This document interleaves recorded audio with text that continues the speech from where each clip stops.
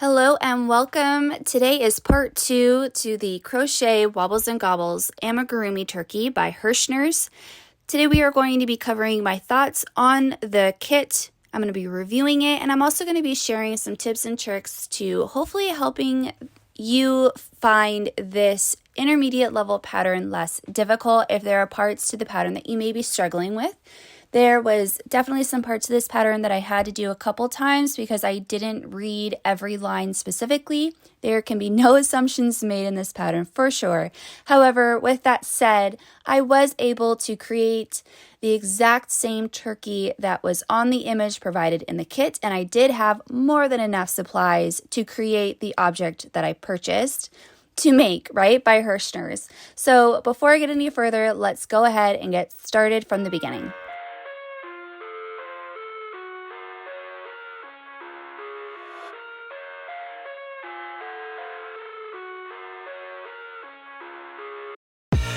I live inside my own world of make-believe. Kids screaming in the cradles, profanities. I see the world through ice covered. Alright, I wanted to stop my time lapse real quick because I just ripped out my last row. I'm on round 5. And I realized when I got to the end that I did not end on the right amount of stitches. So I'm supposed to end, I was supposed to end differently than I was. So if you're doing these rounds and then you end at the round and it's not correct, don't try to fudge it. Just rip out that round. Look over what you did and see, oh, I didn't read that correctly. Because sometimes in amigurumi, we can assume what the next round is going to tell us to do. And that's what I did, and that was a mistake. In round 5, the instructions were different than what I assumed them to be. So when I got to the end, it was wrong. So I immediately just ripped out until where I've got my stitch marker, because this is my first stitch. And I'm going to continue on. I reread my instructions for round 5, so now I know that I need to complete this differently. So I'm going to put this back onto time lapse, but I just wanted to tell you that if you ever end with the wrong amount of stitches, that you probably made a mistake or you read the instructions wrong. So just don't rip out the stitch with your stitch marker, because if you lose that stitch marker, you're going to really be in trouble. Because you are working in continuous rounds. But just know that we all make mistakes. I made a mistake. I reread the instructions, and so now I'm going to continue on. Because I ripped out that row and I redid it, now I am ending with the correct number of stitches. So now I can move on to row 4. To row 6. So at row 5, you're going to do 3 single crochet, the next stitch is an increase, then 3 single crochet, then you repeat. So you have 3, increase 3. That is your entire repeat, and then you start over. So just make sure that you're mindful of that. And I also just wanted to let you know that when I hold my amigurumi, from this point, this is the outside of my work, and this is the inside of my work. And I hold it and I start to shape the ball, and I'll start to hold my amigurumi like this, just so you know, so you see how I'm holding my work and why. Okay, so like I said, I'm going to go ahead and continue on. Cross out the ones who heard my cries and watched me weep. I love everything. Fire spreading all around my room. My world's so bright, it's hard to breathe, but that's alright. Hush. Alright, I have just completed round 11, which was 4 rounds of just single crochet. Now that that is completed, we are going to start our decrease rounds. And from reading ahead, I'm going to be decreasing for round 12 and 13, and then I'm going to need to cut a 12mm circle from the white felt, as well as have my safety eyes ready. And there is no template for the eyes. It just tells me to cut the felt. So I'm going to have to do my best effort, and so I'm not pleased that they don't have a diagram for me to trace the felt for, because that would be helpful so that way we would all have consistent results. Now we're going to have an inconsistency because we don't have a template. However, so far I am enjoying how the pattern is written, and the pattern is different than a lot of the other amigurumi patterns that I've had in in where they want me to increase for the head. So that is interesting. So I'm going to do my 2 rows of decreases, and then we will be doing the felt and the safety eyes, and then finish with round 14. So it wants me to single crochet 2 together for each round. So I'm going to go into the first one, the second one, but because we're doing amigurumi, we're not going to do it how we normally would. To have a clean decrease in amigurumi, you only go through the first loop. Do you see how in your stitch you have a back loop and a front loop? You have your V, okay? In amigurumi, you get a really clean decrease by only going through the front loop with the same tension as you would. First decrease made, first single crochet 2 together, okay? So we're going to continue that all the way around, working in the front legs of our stitches. I'm at my last 2, and so that means we did our decreases correctly. Okay, now it wants me to go to, well, I guess single crochet 3. I like to have a lot of space to work in. It wants me to go ahead and do 1 more round and then put in my eyes. So we'll follow the directions. So round 13, single crochet 2 together, single crochet in the next. Okay. All right, I'm going to switch over to voice memo. I'm going to be going from voice memo for the majority of this video to record over the video. I struggled with the head because I struggled with the white felt. I couldn't get the slit. Like, I misunderstood what it meant by putting a slit in the eyes. So like I cut a slit into the white felt, and then I was trying to attach it to the eyes. And so I actually did the head twice, and I'm much happier with the second result. And even if you're an experienced crocheter, sometimes you can still have difficulty with how instructions are written. It's not necessarily the instructions, it's just, it might just be you, you know? And so I just struggled with this because I should have just poked a hole through the white felt, made a hole, and then attached my safety eye through that, and then attach the safety eyes. But once you attach safety eyes to something, there's no going back. They're called safety eyes because they're supposed to be safe for a child to have the plushie that you made with those eyes. They're not going to come out if they suck on the toy, that they're not going to accidentally be able to release that eye and then choke on it. So once you make the installation of the safety eyes, you're committed. And so what's really nice about this kit is that there are so many extras that if you do make a mistake, you're able to go back. Now, if you don't make any mistake, you're going to be able to make multiples of these turkeys. However, I just need to be able to redo the head because I struggled with this. I actually had to take a few days off after doing the head because I was so frustrated with myself. But it was just because I didn't think about putting a hole through the white felt and then going forward. Now, that does say something to the pattern. However, it is level, designed as an intermediate skill level. And so maybe the assumption is that people have done this technique before. I just haven't. So I had to do the head twice, and I will say that per the instructions, they want you to stuff the head way down the road, and they want you to insert the eyes way down the road. I say insert the eyes when you're comfortable and start stuffing when you're comfortable, and you will get the result that you like more comfortably, in my opinion, as you're crocheting. But if it's totally fine to just do it per the instructions, then do it that way too. But if you are well versed enough in amigurumi and crochet, you can use these instructions as a guideline. You don't necessarily have to follow every instruction as given if you know how you prefer to do it. Just wanna be carefree lately, yeah. Just kicking up daisies. Got 1 too many quarters in my pockets. Counting like the 4-leaf clovers in my locket. Untied laces, yeah.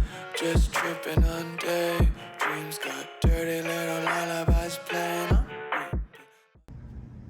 I have now completed the body, and there were some parts to this that I wanted to notate. If you're working on the body, you should be able to go ahead and definitely do this based off the instructions and the show through that I did with you for the head.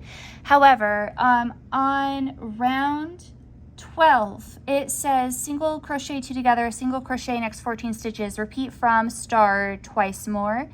That is incorrect. It should say once more, ending with 30 stitches. Following that, on round 16, single crochet in 11 stitches, single crochet together, 2 together. Just keep in mind that every row is different, so you're not going to be able to have any consistency going up here. I had to rip out and start over round 16, so I had to do single crochet in 11 stitches, single crochet 2 together. Just make sure that when you're single crocheting 2 together, if you get to the end and you have the wrong stitch count, just go back, rip it out, and try again. Just make sure that you're counting at the end of each round, especially if you are a beginner doing this intermediate project, because the stitch directions are so different. They're just making sure that your decreases and increases are spread out throughout the project instead of just one specific line that's going to show through, which has positives and negatives to it. You know, so that's just, this is the only pattern that I've done so far that has so many different types of increases and decreases in each row. So you just really have to pay attention. So now I'm going to go ahead and move on to the wings. So for the wings, you start with your magic ring, you increase, you do your single crochets, and then you're going to do a series of decreases that all follow a pattern, so you should be able to make the wings pretty easily. So I'm going to go ahead and do this so I can see better with this darker color yarn, and I will fast forward.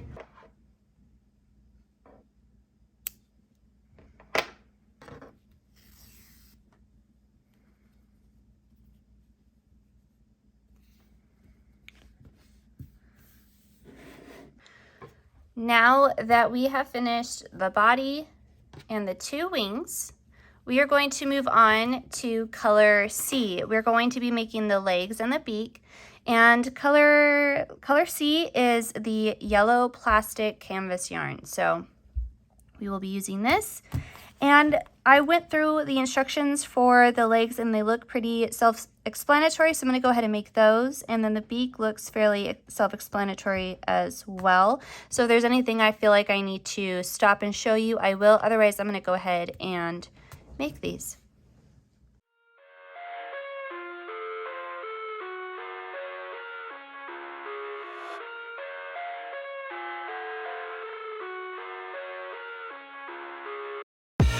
I live inside my own world of make-believe.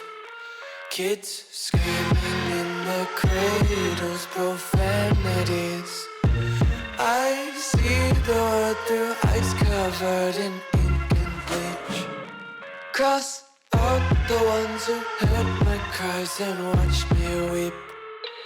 I love everything.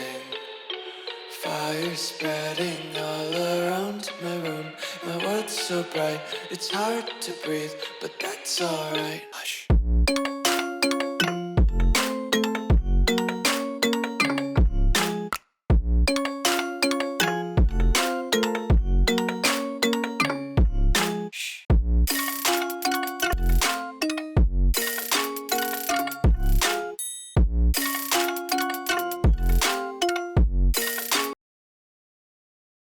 All right, so now that we are basically halfway through the pattern, it's time to tackle the tail. And the tail can seem overwhelming. You have a lot of color changes, but this was actually my favorite part of the entire turkey to crochet.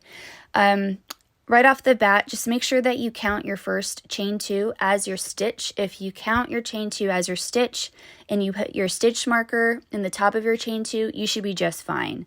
There are a lot of stitches and chains to go back and make sure that you didn't skip anything. And if you did skip something, rip it out, start over. Don't be afraid to do that. If you need to get up, take a break. It's all good. There are times where you have to change your yarn basically every row, which means you will have a lot of ends to weave in at the end.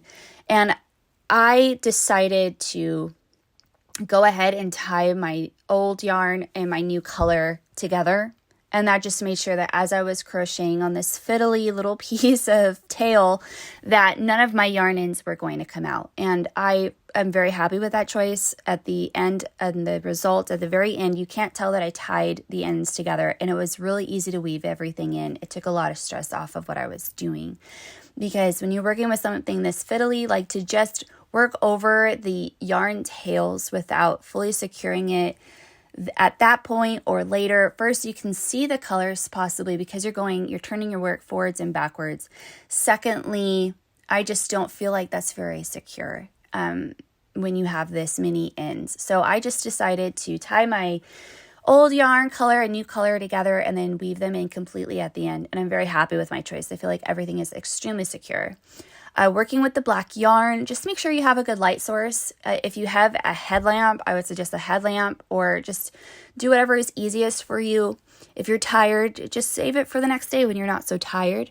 And, just be confident in what you're doing. And if you need to read through each row twice, it's just fine, because these are complex instructions, but they really do deliver a great result.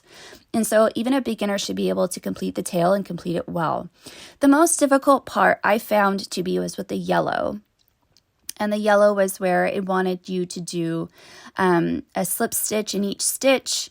And if you're off by a stitch, it's fine. Like if you end up with a different number of stitches, you can fudge it. And then you fasten off, which yes, you are supposed to fasten off, and then you color change to color F.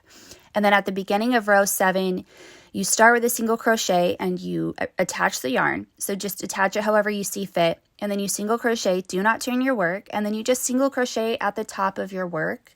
And as long as you just don't overcomplicate the instructions, you will get a great result. Like it says you're going to go into, a previous row 6 single crochets. And if you're looking at your work, you have the yellow, and then you're going to have the right, it all makes sense if you just take it step by step. So a lot of what I did was I just did a lot of counting. I took my time, and that is how I end up achieving such clean work, because I am very proud of my crochet work. It is very clean work, and I am not afraid to rip it out and do it again until I achieve the right look.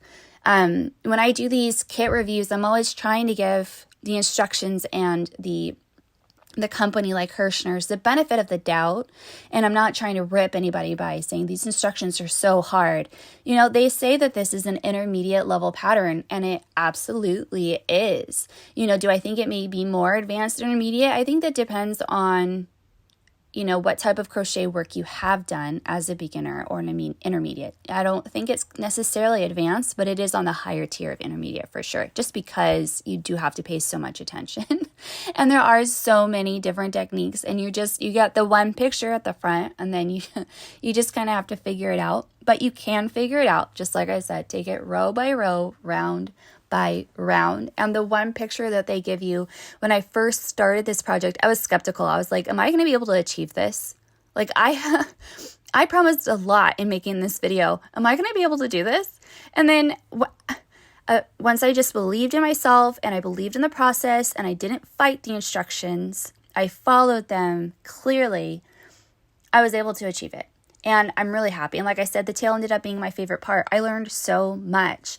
And even afterwards, when I have all of the parts, before I sew it together, I was like, man, I really hope that this comes together.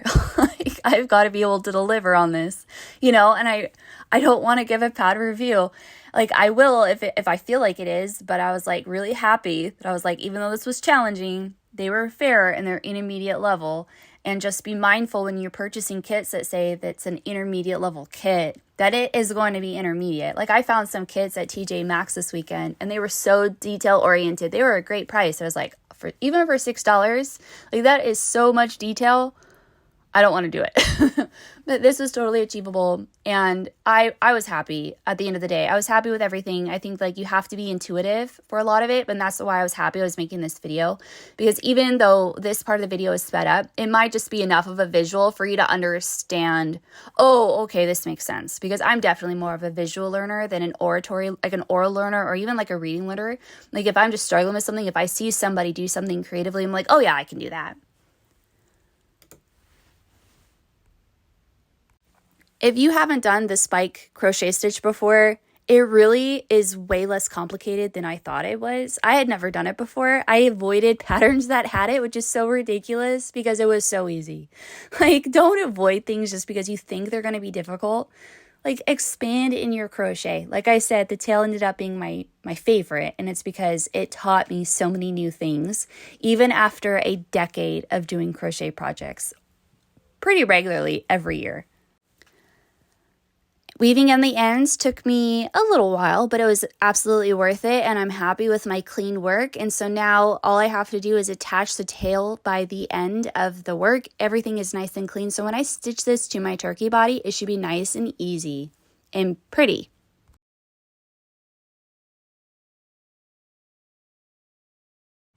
After I was done the tail, I didn't record me making the hat or the wattle.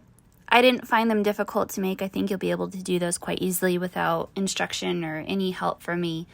But I really loved afterwards having been able to put everything together before I sewed it together. The head, the body, the arms. It's so cute. I was so excited at this point to stitch it together. I really needed to be able to clearly see what I was stitching, and so I didn't record me sewing it together. So if that's something that you're looking forward to watching me do, I am sorry. I had to kind of like crouch in and have it close to me as I was stitching. What I did decide to do, however, was the arms, the feathers, I decided to tack those down to the body. So that way they just were like hanging out, so like it made a T with the body, and I decided I didn't like that. So I decided to make sure that they were tacked down to the body, and then with the legs, I didn't attach them parallel together. I attached them from the bottom so that they created a V, and I'm really happy with the result. So overall, what did I think about the pattern? Overall, I think that I enjoyed making the turkey. It is small. It is much smaller than I expected it to be, but you have so many extra materials that you can make multiple turkeys. You could go up a crochet hook and make a bigger turkey if you wanted to. I think that you get what you paid for with this kit. I think that if you were to buy all the supplies and the pattern, I think it would be pretty even if you buy it for $20. If you bought it for a full $25, I think you'd be overpaying. However, you do get to learn a lot of things. I think this was a pretty cool and interesting amigurumi kit, one that I haven't seen before, a pilgrim turkey.